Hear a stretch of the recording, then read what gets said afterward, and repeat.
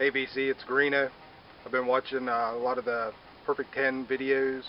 I guess a thread started by MphsvinylJim and the Mrs. So I've really been enjoying them. I thought I would kind of jump in, pull some. But I kind of want to do it a little bit different. I guess everybody that watches my videos knows I'm a big metalhead, and that's a lot of the stuff I show. But I do have a lot of other stuff, and I mainly try and show metal because there's not as many people showing metal. Just kind of mix it up a little bit, even though there are other people. But I thought I'd just kind of go and show what I think are 10's, but not metal. Might be one metal album in there. Had to slip one in. But to go a little deeper in my collection, and I didn't want to pick kind of what I think a lot of people would agree are 10's, like, something from the Stones and the Beatles and Zeppelin, which are great albums and all. But I just try to pick something different that I really like and think are 10's. So I can get started. First, the Rave Ups, The Book of Your Regrets. This came out in '88. This is just a great rock album, I guess you could consider it. They had a little bit of that alt country-ish leaning, a little bit, but just a fantastic album.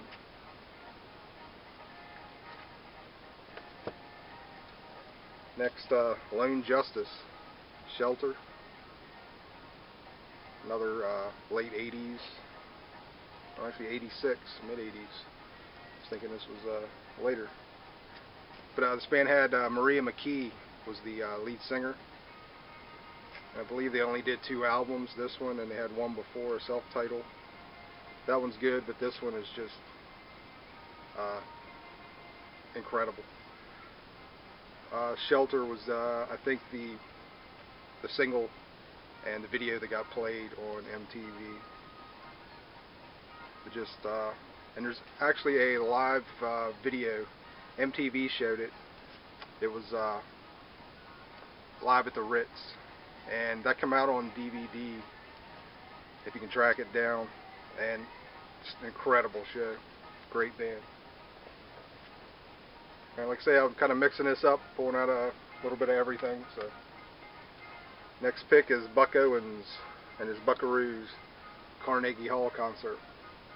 It's a great live album and just fun. These guys, you can listen to this album and tell these guys are having fun playing this show. And you gotta love the cover. Got the great nudie suits. One more country album. Everybody's Grandpa, Grandpa Jones. This was the first Grandpa Jones album I picked up, and just love it. I've picked up maybe 4 or 5 other ones since, and it's just standard kind of country, I guess. I guess I hit one of his best ones here, because this album is just great.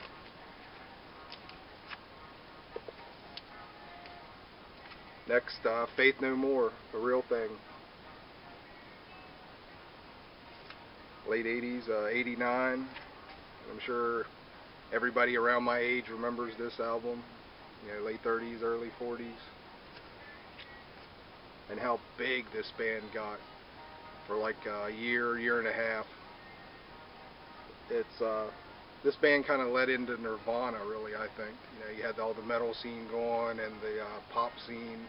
These guys kind of popped out of nowhere with a totally different sound and just became huge. And then, a year and a half later, they were still around, but not as big, and Nirvana took off after that. It's a great album.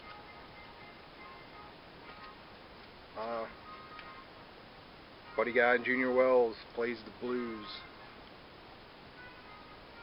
My pick for just one of the best blues albums ever, Chicago Blues. Just blues and soul and a little bit of funk, just everything in this. Just 100% a 10 all the way around.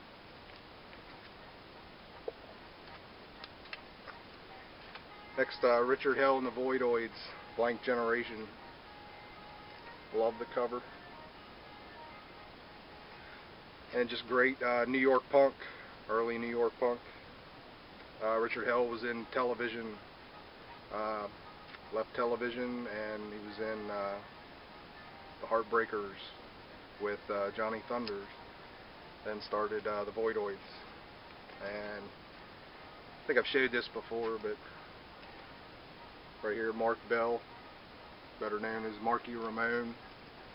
Been with the Ramones forever after Tommy left. Just a really great album.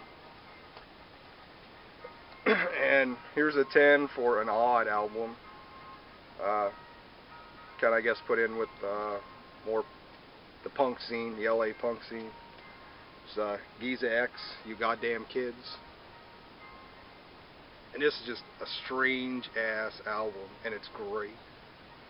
Giza X, this is from probably 70, no, this is 80. I was thinking this was late 70s. But he went on to be more of a producer. I know he did maybe another album or two, but he was pretty well known as a producer later on. Just, you know, songs like We Need More Power, Isotope Soap, The Paranoids, Practicing Mice, I Hate Punks, Mean Mr. Mommy Man, just crazy, crazy stuff.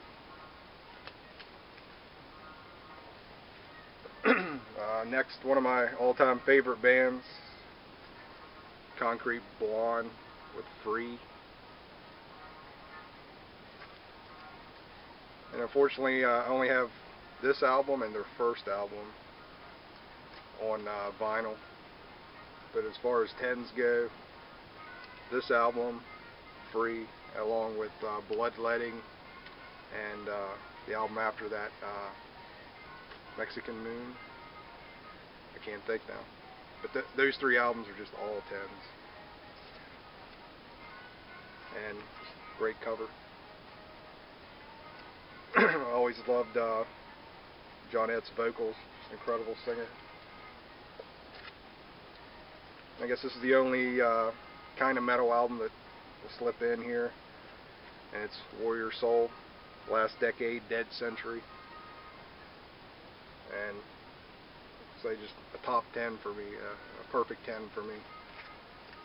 Very political, very down with the man, living on the underground, fuck everything kind of thing. Just a great, great album. And you know, it is heavy, but it's like a more sonic heavy, as in not as like a Metallica heavy metal kind of thing. Another 10 is Indigo Girls. And this album's just, from the first song to the last song, is just incredible. And unfortunately, their first album and this album I really like. This one I like the most, but after this, they kind of lost it for me. They started introducing more instruments, you know, more drums, and getting a little more electric, and I just kind of lost it. But this is more straight up acoustic, and man, if two people were ever meant to sing together, it's these two girls. Like these two girls and Gillian Welch and David Rawlings. It's like those four people found the perfect people to play with. Kind of odd, but Melissa Etheridge, her first album, love this album. I think it's a 10. Everything after this album, completely don't care about. But this album is great. And this is the one that had Somebody Bring Me Some Water. That was the big track. But, you know, just chrome-plated heart, Like the Way I Do. Just all great songs.